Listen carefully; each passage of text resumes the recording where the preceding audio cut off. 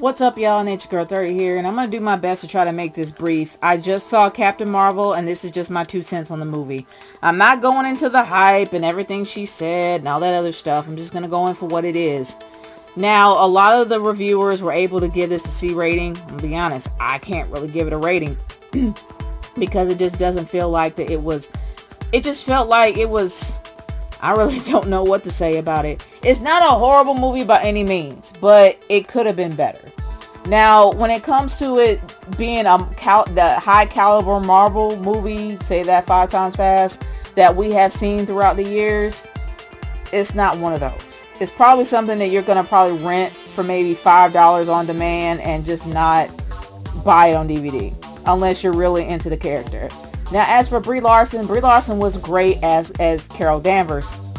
She was not a bad actress at all. Now, a lot of people are saying that, oh, she was wooden and stiff and everything.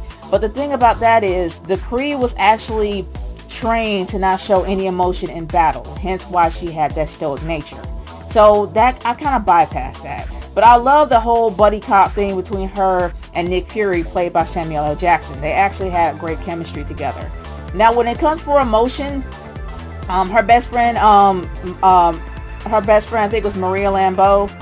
She had a lot of emotion in her, and she had every reason to feel that way. They were best friends, and you felt like that she lost her best friend when we finally saw her. She was a really great secondary character. And yeah, there was a few nods to Shield and how, and you know, back in the day, there were a few characters that were in there that I was actually happy seeing again. But honestly,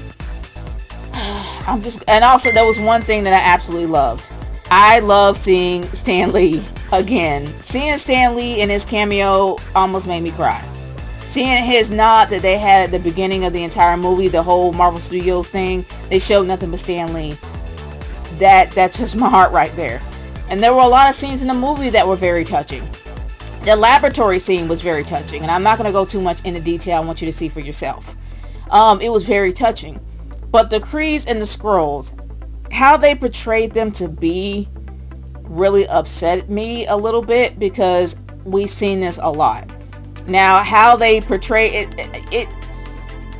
I don't know really how to say it, but they took a huge turning point, and not really a turning point, but they took a huge historical point in history, a huge historical moment in history, and they marvelized it, and they inserted it in there when it came to the Krees and Skrulls, and it bothered me a lot because they could have went a different route.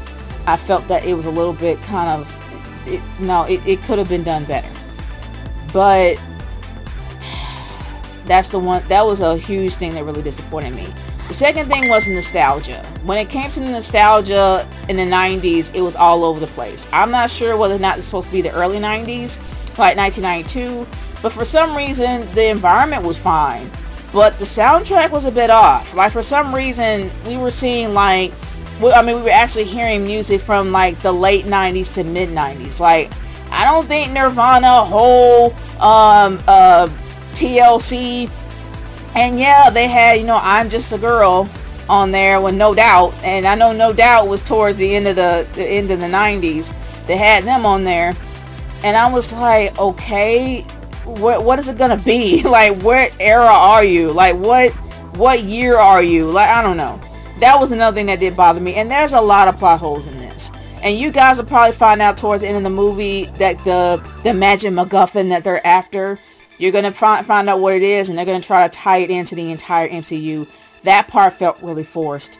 And also, there was a bit of gender change in this when it came to one of the characters.